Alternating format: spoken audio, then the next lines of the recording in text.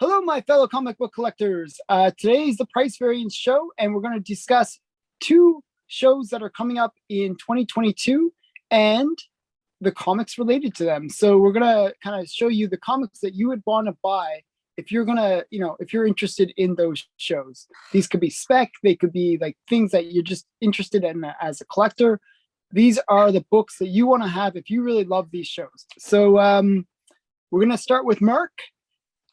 He's my good friend and he has a great channel, so you got to check out and subscribe to his channel.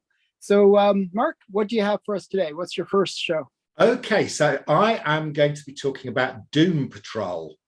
So Doom Patrol has already had 3 seasons, and it has been slated now for a 4th season, which will appear later in 2022.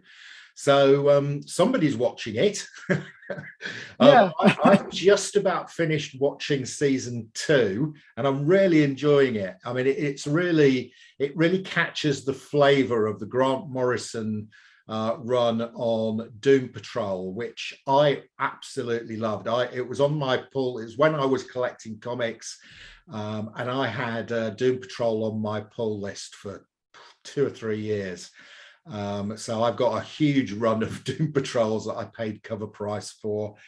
And the Grant Morrison run started with this comic here.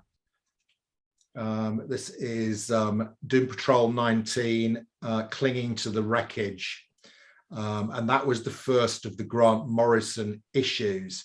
Now, what is incredible with Doom Patrol is that despite the fact that it's had 3 TV series and it's got a 4th coming, these comics just don't seem to increase in value, despite the fact that it's getting loads of television time. This one is the only one of any real value in the Grant Morrison run. This goes for about $200 in a 9.8. Wow. Yeah. I gotta check if I have that. I think I do. Okay, it's Clinging to the Wreckage Part 1. I mean, it's the beginning of the Grant Morrison run. It did quite a long run on Doom Patrol. One of the comics that is now on my want list is one that Alan has got sat next to him, and it is the first ever. It's the first Doom Patrol appearance in a comic called Greatest Adventure 80, is it? Yeah, My Greatest Adventure 80. Okay. And I got this cheap. Like, I didn't pay much for it. It's a 4.0, but Well, still, I think it's probably about still $1,000, but it should be so much more. I mean, that is virtually all of the main Doom Patrol's first appearances. Okay. Yeah. Name the Doom Patrol. Can you name the 4 characters whose first appearance? Wait. I don't know them by the names. I just know them by like Elasticy Girl and like the robot-y kind of guy. Yeah. The reason I got this was I like Titans. Right. Okay. I didn't actually watch Doom Patrol, and I thought, oh, these characters are really kind of cool. I like the origin stories that they gave in Titans, so I thought it was like so cool. I thought they were really great characters, so I got the book. So you've got Cliff Steele, who is the robot. Oh yeah, Cliff. The Chief is the other one. Yeah, Chief, who's played by Timothy Dalton in the TV series. You've got Rita Farr, who's sort of Elastigirl. You've got Vic Stone, who's Cyborg. I don't know if he's that. I don't think he's in that. He's not in that one. Got the Chief, who's Giles Corder, and Larry Trainer, who's Negative Man. Negative Man, Silver Age, Robot Man, they say. But the interesting thing, the reason I kind of bought this book was I was interested in it for the fact that, as I said, Titans mentions them, but also they're kind of the prototype for Fantastic Four. Oh, right. Okay. Well, yeah. So a lot of people don't realize that because the guy that created this, and I think it's Stan Lee, right? Stan Lee, they were kind of friends, and they would sort of chat, and that kind of led to this was created first, but then Fantastic Four. Yeah, that comic is worth something. That's on my want list. So yeah. But yeah, I like Doom Patrol. I thought they were really cool in Titans. I haven't seen much of the series yet, though. I've only seen clips that are on YouTube because I don't have it's on Hulu or what's it on, or HBO. on in the UK, I get it on Amazon Prime. Oh, okay. I might use a VPN and watch it then. Yeah, it's on Amazon Prime in the UK. All three series are on it. Yeah. Because in Canada we don't get certain things, you know what I mean, on Amazon. It's really annoying. Like we just got Stargirl. Oh, really? Okay, because that was a couple of years ago. Yeah. So I binge watched that. So that was pretty cool. So yeah, okay. So go ahead. Sorry. Oh, should I show one of my books? Yes. By the way, so I'm working on 3 hours sleep. So if I act a little weird, that is why. Okay, so I think I will do since you're talking about shows that are kind of going on right now, I will talk about my first one, which is the Book of Boba Fett. So it's kind of Book of Boba Fett plus Mandalorian, what I'm going to be kind of talking about. And there's going to be spoilers because I like spoiling things for everybody. So I'm going to start with the most obvious. I love starting with the obvious stuff and then getting into a little bit of interesting things. I'm going to start with this book. And the reason I start with this book is it kind of sets the whole universe. And also it's the first appearance of Luke. And if you watch the Book of Boba, spoiler alert, yes, Luke is in Book of Boba Fett. So this has Luke, it has Leia, it has Han Solo. I actually heard some spec.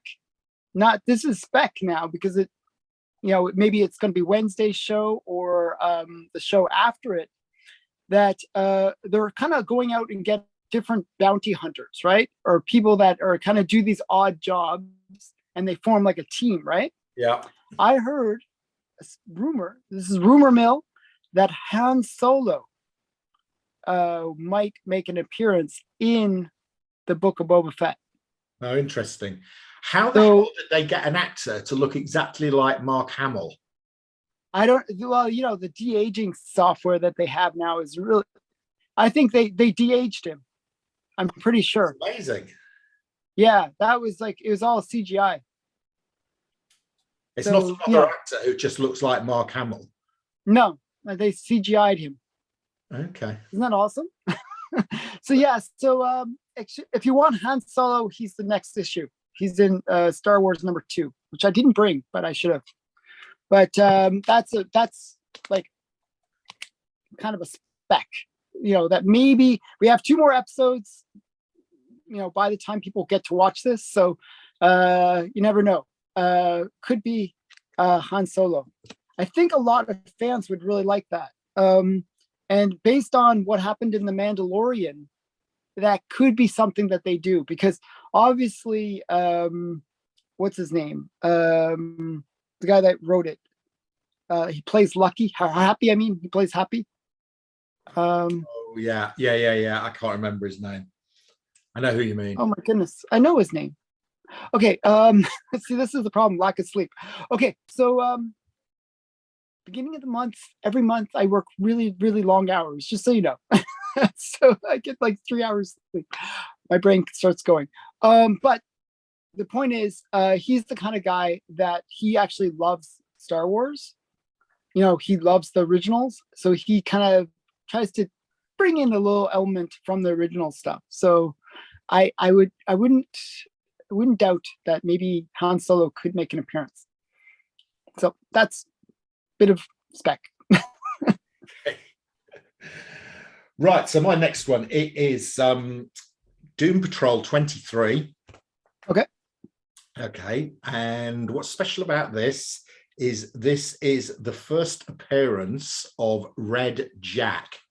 Okay, so you can see there's a Red Jack. Yeah, Red Jack.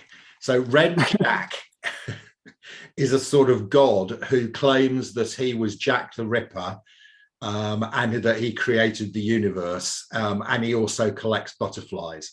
I mean, this is the type of craziness you get with Grant Morrison.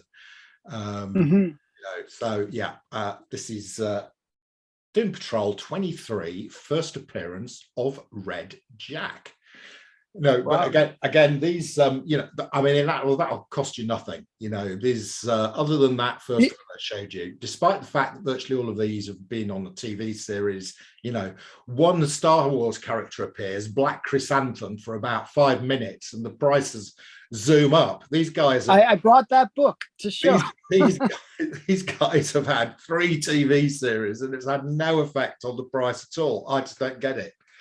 That's the DC effect. Yeah, I think so. Yeah, it's sad. Oh well. So how big of a character is Red Jack? He's a sort of he's not long-lived. He's a sort of major villain, but not for very long, if you see what I mean. The next one I'm going to show is a much more major villain. Okay. Wow. So yeah, I have to watch the series. That's the next series that I really want to watch. So okay, you can spoil it. I don't mind. But okay, so the next book that I have to show is kind of another obvious one for the book of Boba Fett. And it's Boba Fett's first appearance. Kind of first appearance, comic book appearance. First comic appearance, yeah. And I'm actually going to show at the same time, just to spoil. Like I have a lot of books to show, so I might as well show 2 at the same time. Is this one? This is his first true appearance. It's the first true appearance of Yoda and a whole bunch of characters. It's just like pretty much all the Star Wars Empire. Or was it, what? Is that a movie adaptation? Yes. So this actually contains all the stories that are in this and the next few comics of Star Wars. Yeah. So basically, it has like a whole bunch of the Empire Strikes Back characters, so Yoda and all those ones. Maybe even Tom Toms. I don't know. Probably, you know what I mean. So yeah. So this one first comic, first magazine size, and this one is Marvel Super Special Magazine number 16 or something like that. I forgot what the number is. Yeah, 16. Well, I actually remembered. So this is a really, I didn't even pay $25. It says sale. I paid $20 for this. Oh, wow. This is now like a few $100 book. Yeah, you see, that probably counts as a magazine rather than a comic. Yeah, that's why. I think this one was really under the radar for such a long time. And now it's kind of getting its dues. But people kind of gravitated to this one over here first. Yeah. I mean, it's kind of sad that does happen. That the magazines don't get the love that they deserve. But yeah. So I would recommend getting both if you like Boba Fett. So right. Okay, next one. I've got another Doom Patrol. This is Doom Patrol 26, and this is the first appearance of a pretty major villain. It's the first time we see a character called Mr. Nobody. And if you haven't watched Doom Patrol Series 1, he is the main baddie in Doom Patrol Series 1. And also appearing in this is he's got a team that he has with him, and they're called the Brotherhood of Dada. So this character in his previous existence used to be part of the Brotherhood of Evil. Wow. Yeah, but in this, he changes. He becomes Mr. Nobody, and he says that it's not about good or evil. It's about randomness and chaos. So they do really weird things. I mean, this is typical Grant Morrison, and Dada is the painter who is a sort of surreal. Yeah. That is art. Yeah. So it's a really interesting concept. I mean, we were talking about the original Star Wars series, Star Trek series a couple of weeks ago. Yeah. We were saying how what you liked and what I liked was when there was standalone episodes where there were really interesting stories, because they go to a strange planet or they meet a strange alien race and something happens and it engages the mind. Well, I find Doom Patrols quite like that. There's so much grunt that, you get really weird stories coming in, but it's only last for one comic, or if you watch the TV series, they'll only last for one episode, but it gets your mind thinking. And I suspect that's why Doom Patrol has got a fourth season, because it must be catching a number of viewers who like that sort of slight wackiness and also the sort of intellectual challenge of watching something a bit different. Yeah, so this is the first appearance of Mr. Nobody and the Brotherhood of Dada. Wow. Okay, so yeah, I was watching a few clips, and one of the clips that I saw was these killer butts. Yeah, they were just like these big bouncing butts. I thought that was interesting. So, and they basically treat it as if these killer butts is like the end of the world. So I thought it was kind of silly, and it looked really like a fun show. Yeah, in series 1, they all disappear into the arse of a donkey. Oh, okay, so yeah, I gotta really watch this show. I think you'll quite like it. I think you might quite like it. It sounds like my kind of humor, my very weak humor. So yeah, okay. So the next Boba Fett related book is, I'm kind of debating about which one to show. I'm gonna just show like 3 kind of Star Wars books that you should kind of consider. Okay, so this one, 81. Okay, I'm gonna work backwards in a way. So this is 81. This is the story where in the comic it kind of gives what happens to Boba Fett when he gets dropped in the Surlok pit. Oh yeah. Okay. This is his escape from that. Right. And so this is kind of a key book because it's the very first episode of the book about that. Okay. Then we got this book, which mine's in rough shape. It's terrible shape, but I didn't pay much for it, so I can't really complain. So, but this is Star Wars 68, which is the first mention of the Mandalorians. So this is the first Mandalorians, and Mandalorians kind of play a big role within the Book of Boba Fett as well. They're not just they are like a couple episodes are devoted to the Mandalorians. Yeah, so this is kind of a key book too, and we got Star Wars 71, and this is actually a bit of a spec because this character I don't really think has shown up in the TV series yet. But it's another bounty hunter. His name is Bosk. Maybe Bosk. Yeah, I know the one. Bosk. Yeah. Bosk. I don't think he's shown up yet. No, he hasn't. But there's a lot of spec around that. As I said, they're pulling in a team. Yeah. This is another bounty hunter to pull in. Yeah, so I think what Disney is doing, and I've noticed this with the way I want to say Kevin Feige, but it's not Kevin Feige. Once I remember his name, he's going to drive me nuts. The guy that's creating it. I know the guy's name too. I can even see the guy in my head. What they do is they give a like sort of a thread or something that they can pull to go to the next series that they want to release. So they want to release the bounty hunters. Well, they're kind of bringing all those characters in so that, hey, now you know these characters, we're going to do a show about them. Yeah. So I think there is a lot of good reason to spec on that book. Even if it's not for Book of Boba Fett, it could be for that other series that comes out. So. Right. I've got one last spec here from Doom Patrol.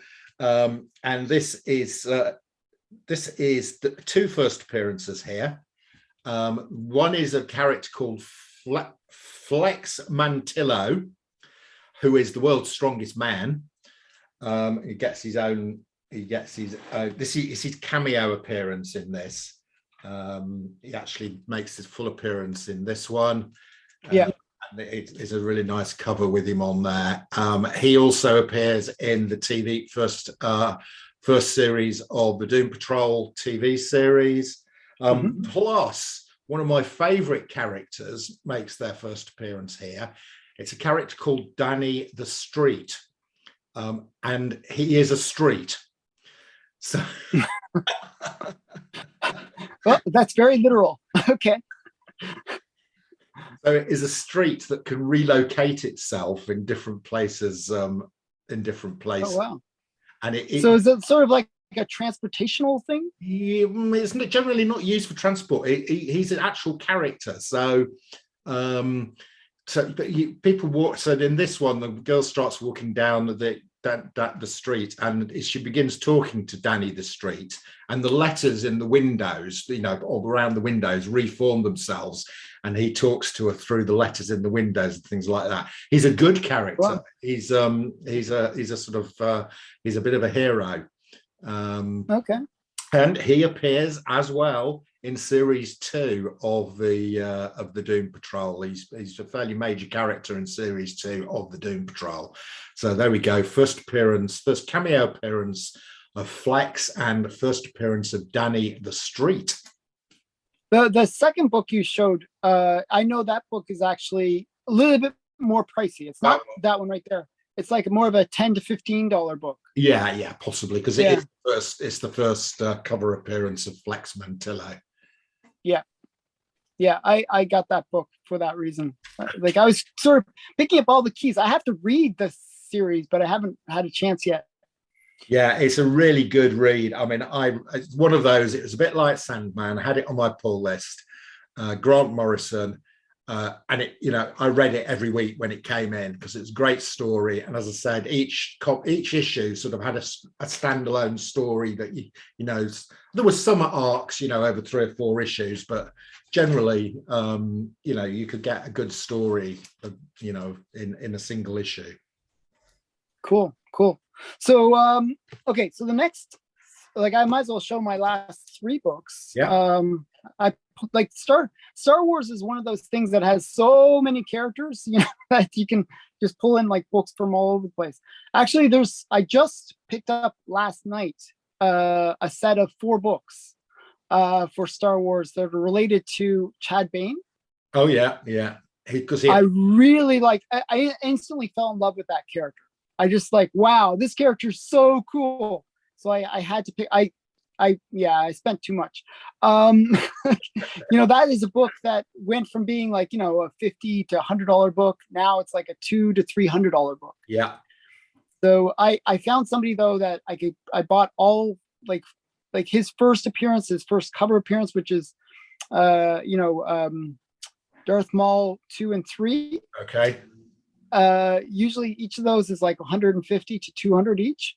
I got the whole set and then some other first appearances for $200. So I thought it was, reasonable deal. I always look for those deals. Okay.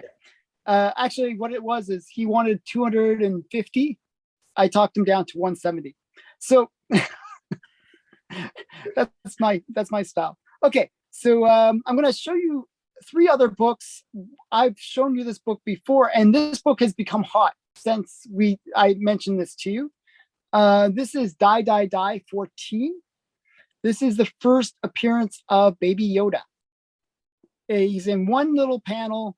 He's just a cute little baby in the crowd where there's sort of like this big fight between Barack Obama and some weird monster guy. And there's I actually read this book.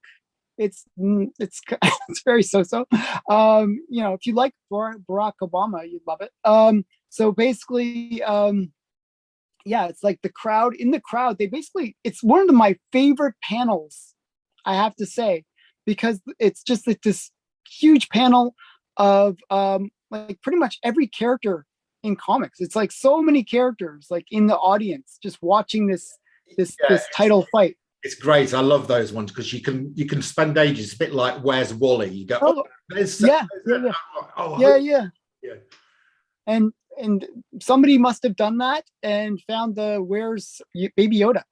So there's Baby Yoda in this. So I thought that was a really great one. And the other one is Dark Khazar-Tam. So this is his first appearance. #1 issue of Darth Vader. So actually, this should have been a great book, even if it wasn't for his first appearance, because it's the first Darth Vader, and it's got that. It's just a really great cover. Actually, I actually nice cover. really enjoy the cover. Yeah. This is kind of not really the first cover appearance of Dark Chrysanthemum. Black Chrysanthemum. No, it's not Chrysanthemum. It's Cars. Like, okay, wait, I'm gonna pronounce it. I got his name written down. Chrysanthemum. Okay, Chrysanthemum.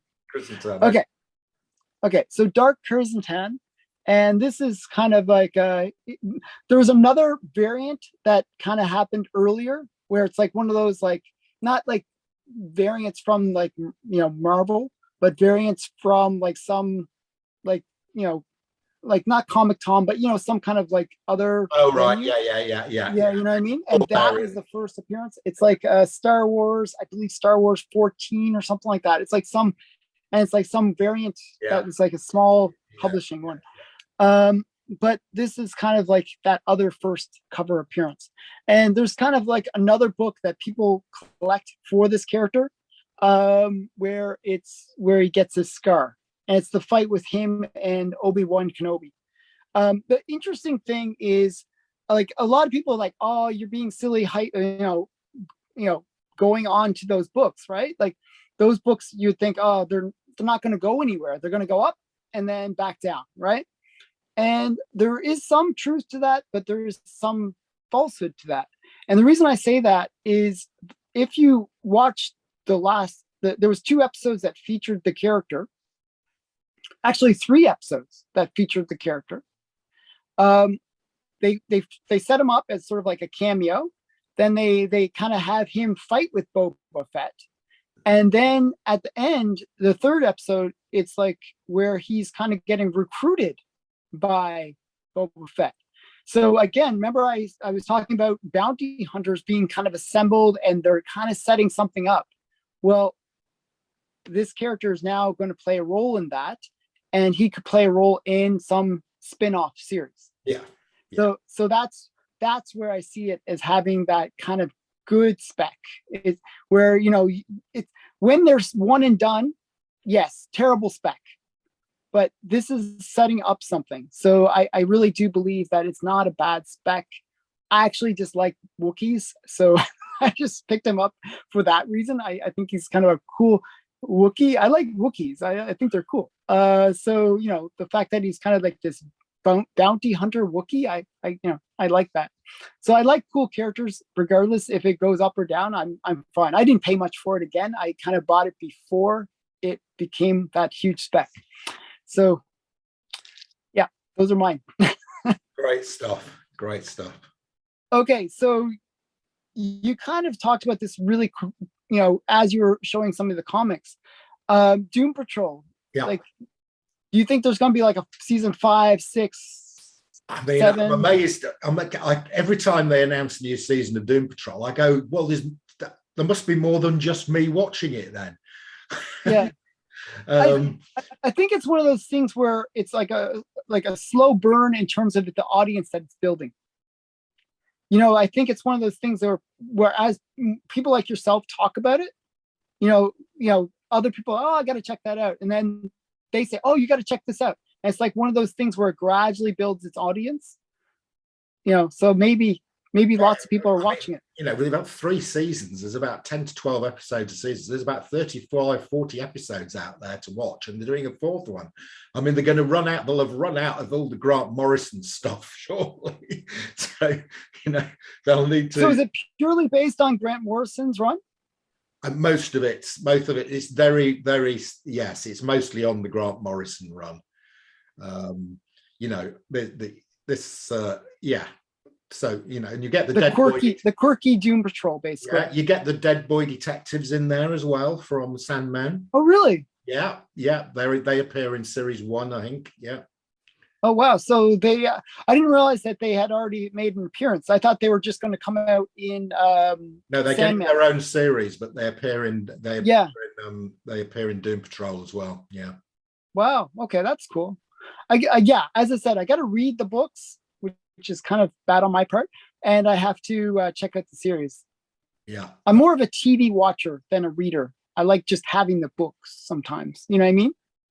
But Well, just watch the series. I mean, the series. I think it's I'm nearly at the end of series 2, so I'll be getting on to series 3 shortly. and do you know how faithful it is to the comics, or is it like completely its own take on it? Characters are very much based on the Grant Morrison type characters. Okay, cool. The one who makes the comedy guy is the robot guy. Oh, really? He is I mean, I was laughing out loud. I was watching a couple of episodes last night. he makes me laugh out loud. Brendan somebody. Brendan Fraser. Brandon Fraser does the voice for him. He's Canadian. And he's absolutely so. In the episode I was watching last night, you go the Dorothy, who's a girl who's melts. Yeah. Melts. She's a small girl who looks a bit like a chimpanzee. And okay. Her imaginary friends come to life. She's extremely powerful. Anyway, she takes off in a space rocket. Wow. Okay. She's trying to escape. So the chief chases after her and takes Robot Man with him, and they retrieve the girl, and they're heading back to Earth. And he says thanks very much to Cliff for coming with us, and then he ejects him out of the spacecraft. Oh, wow. And he plummets back down to Earth, and he lands in a field somewhere and has to walk. And as he's walking across the field, he's just going, fuck, I'm gonna fucking kill him. It's absolutely hilarious. Wow. So, I mean, obviously he's indestructible too, if he can fall from outer space. Yeah. I mean, he's just made out of metal, he's Yeah. But it's just his spirit that's kind of in the metal. He was a car racer, right? He was a car racer, and he had a really fatal crash. And whether it's his brain or I can't remember whether he transferred into some electronics or something. But yeah. And it's really funny because this space rocket that the chief I think he invented it in about 1950 or something. Wow. And he said, how does this thing work then? He said, well, we hadn't got the technology to get to the moon in 1950, so I had to use some black magic as well. And he opens this cupboard up, and there's a head of a goat with electrodes. Wow. I mean, that's just really crazy. Wow. It's so crazy. I mean, those are the type of things that I really love, because it's completely unexpected. You're thinking yourself, well, how can we build a spaceship in 1950? And he sort of says, well, we didn't have the technology, so I had to use some black magic. That's what NASA should have done. So, wow, that's really cool. I definitely have to check that series out. So, what do you think about Star Wars? Did you watch Book of Boba? Yeah. I've been watching it. I saw it. There's now a meme out there that says, warning, the next episode of the Book of Boba Fett may contain Boba Fett. Yeah, I mean, in a weird way, I think that's what fans are a little disappointed by. In terms of Boba Fett, he is not Boba Fett. At least not the way we think of Boba Fett. Like if you watch the original movies, Boba Fett, you think of as the bounty hunter. He's not like some guy that sits on a throne. He's a guy, he should always have his helmet on, which I don't think the actor wants. I liked the origin. I liked the bit with the sand in the desert. I thought that was I thought that was really good too. That was a really good narrative. Not so much so far. I agree with you. The sort of bit where he's being a warlord or whatever. Warlord, yeah. Yeah. I mean, that's. Although I do like Fennec Shand. I do like the assassin that's working with him. Yeah, me too. I thought that was interesting. Like, I kind of like the fact that they gave a little bit of like connections Yeah. between the two of them, and they tied the Mandalorian to Boba Fett in that respect. Like they showed how he brought her back to life and stuff like that. And I kind of like. I actually like the story. I think it's interesting. Yeah, no, But I've enjoyed it. I've thoroughly enjoyed it. yeah, but as I said, I think a lot of people were kind of a little bit disappointed that Boba Fett, the way people want Boba Fett to be, is not there. He's meant to be a bounty hunter, and he hasn't done any bounty hunting. Yeah, that's what I'm saying. Yeah, Mandalorian's much more that, and that's yes, yeah. So I think it could be the situation that once they sort out this whole world problem that they have, and they're assembling the team, then it could go that bounty hunter route, right? Where they have all the team of bounty hunters sort of set up. And now, he can set up his own syndicate of bounty hunting. Yeah, there was the episode where the Mandalorian goes to some place and he goes down and the armorer is there. Mm-hmm. And what I didn't understand there was they said, "Oh, you've got this sword, which is, a famous." And they make like a little thing with it.